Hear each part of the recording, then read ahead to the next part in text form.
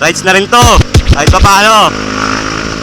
Kaso wala tayong makita mga bundok, hindi tayo maliligo, hindi tayo kakain ng mga authentic na pagkain, hindi tayo iinom ng masarap na buko.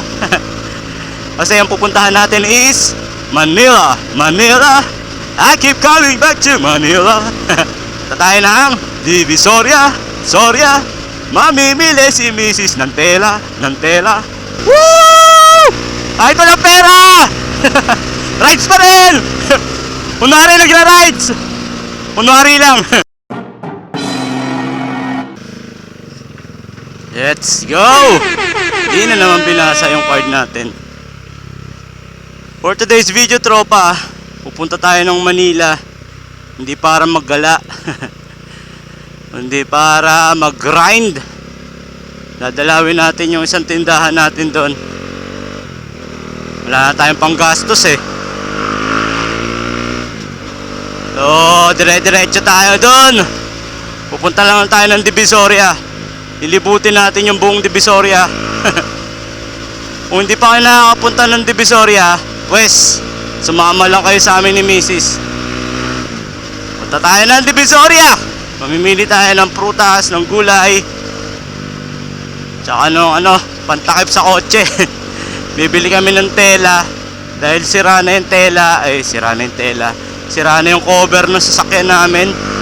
Since wala kaming paradahan, nasa tabing kalsada lang. So papagawa daw si Mrs. ng mas matibay-tibay na cover. So maghahanap kami ng parang parang payong yung tela, parang ganun. Pero syempre, singit muna tayo. Yan, kaya nga tayo nagmotor eh. Para mabilis tayo makapunta doon. Diba? Yun o. Ganda ng panahon, tropa. Ito yung mga panahon na masarap mag-rides. So walang budget. Ay, naka tiis-tiis lang, sabi nga nila.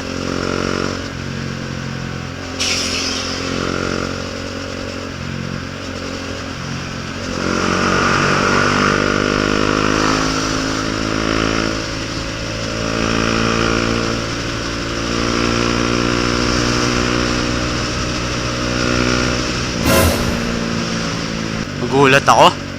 Sabi ni Mrs. hindi raw gumagana yung GoPro natin sa harap. Parang walang ilaw yung GoPro natin. Tabi tayo. Mahirap mag one hand dito eh. Maaksidente pa tayo. So wag na. One hand na lang tayo. Wala nga, namatay nga yung GoPro natin. Ano ba yan? Bakit namatay? Tabi tayo, kailangan may kuha tayo dito. Ang ganda ng panahon eh. Dito. Try natin tumabi. Huwag sana tayo mahuli.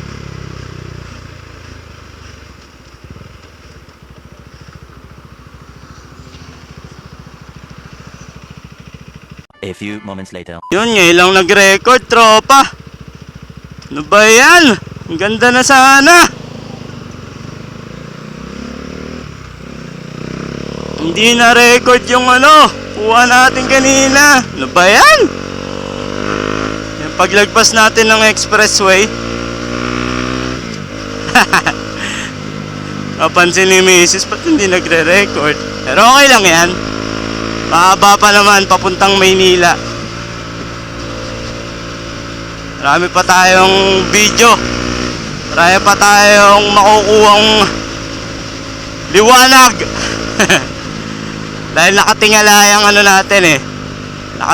Nakatingala yung GoPro natin para kita yung view. Ma, away ka ma. Ma. Woo!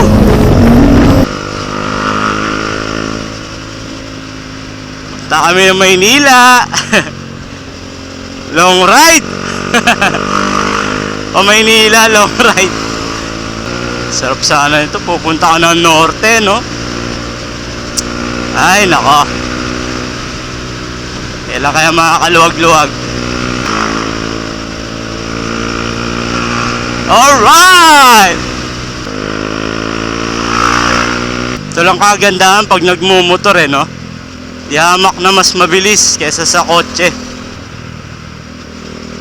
Kasi makakasingit-singit ka Unlike sa kotse, syempre, hindi basta-basta.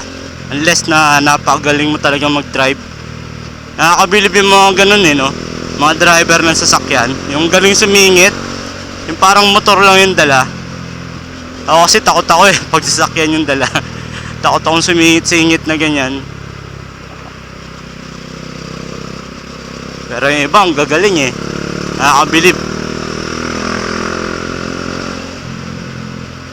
So, since maganda yung panahon, kaya motor yung ginamit natin.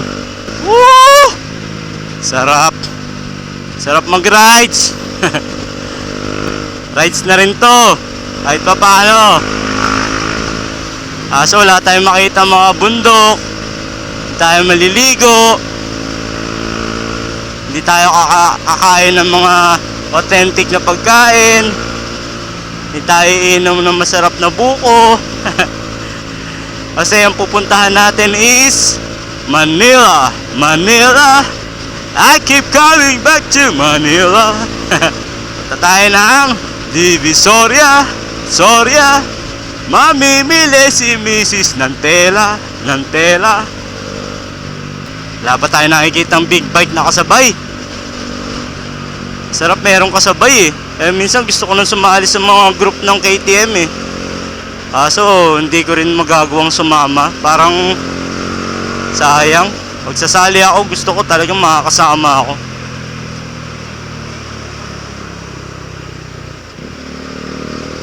Kasi busy tayo sa trabaho hindi naman tayo pwedeng mag-leave na mag-leave. Sayang din. Hindi tayo pwedeng ma-absent.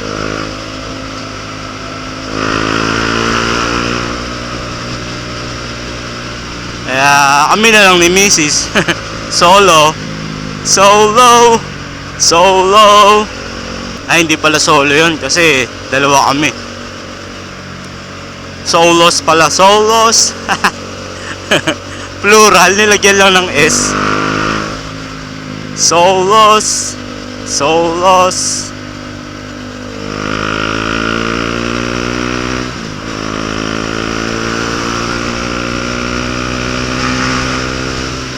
Woo! Woo! Ma.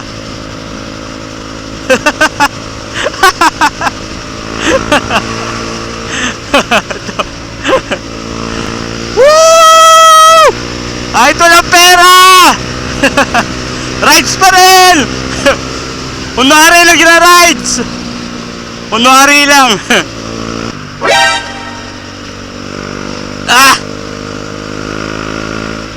Lalim pala nun! Sakit!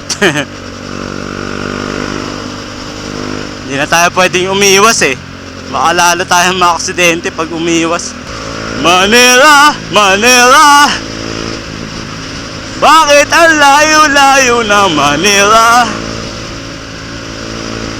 Sana walang traffic sa Nichols. Doon lang naman lagi traffic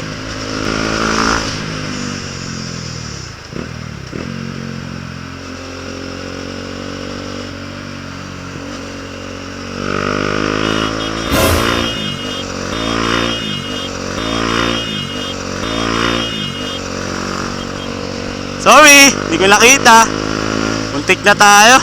Manila. Muntik pa tayo mang mabangga sa Manila. Kamote. Kamote talaga si Tonton.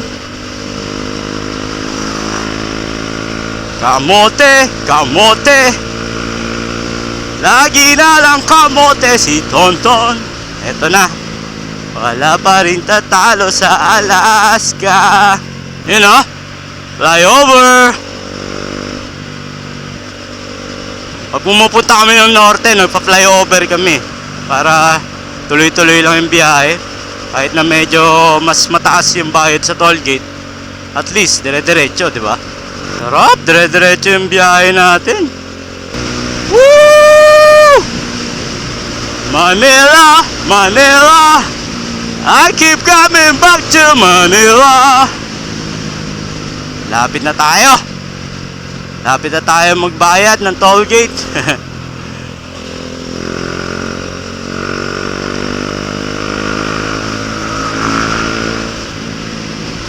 Woo! Sarap! Sarap mag-rides! Na, medyo bumabagal na yung mga sasakyan. Siyempre, malapit na tayo sa sukat eh. Sukat is the man. Sinabi mong sukat, kaya nga sinusukat eh. Nusukat nila yung sasakyan kung kakasya pa. Ay, ako. Ayan na, bagal na tayo. Takbong 40-60 na lang. Ba, kulahin mo, bumilis. Yun na. Woo-hoo-hoo-hoo! Woo-hoo-hoo-hoo!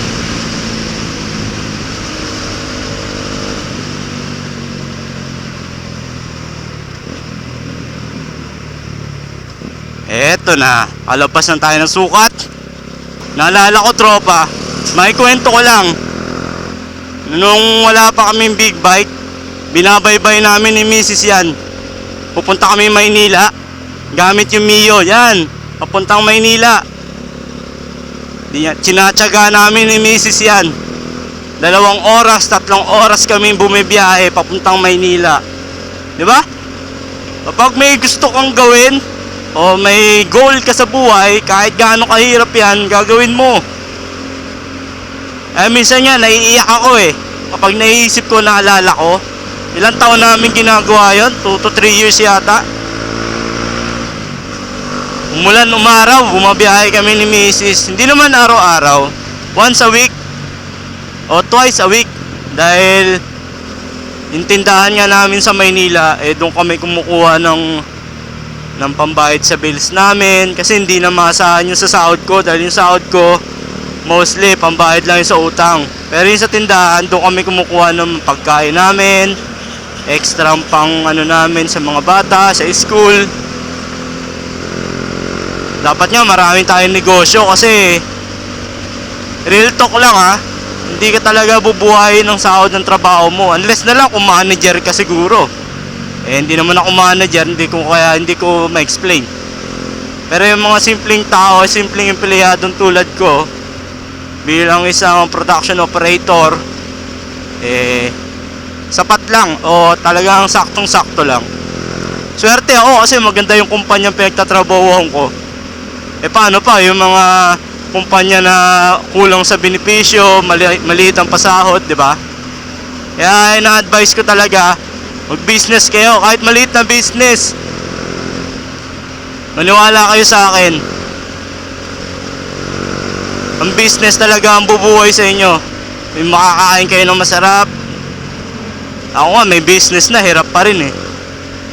Bagay, kaya ako hirap gawa ng sasakyan. Medyo hirap talaga. Mahal eh.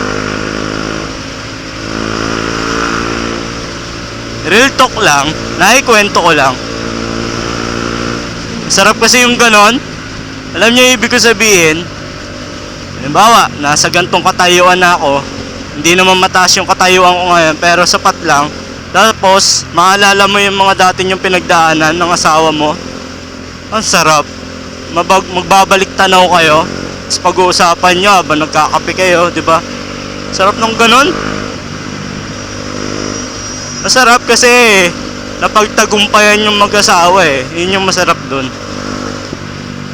Dahil sa effort nyong dalawa, nalampasan nyo yung pagsubok na yun. Sarap sa pakiramdam, maniwala kayo.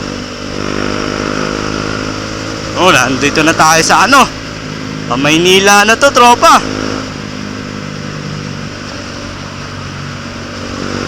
Ganda ng panahon, sana laging ganto. ETC, electronic, ano ba meaning ng ETC?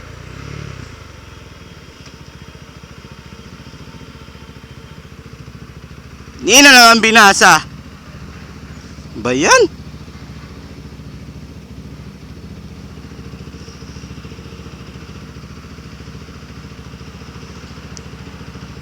Low balance na tayo, tropa. 193.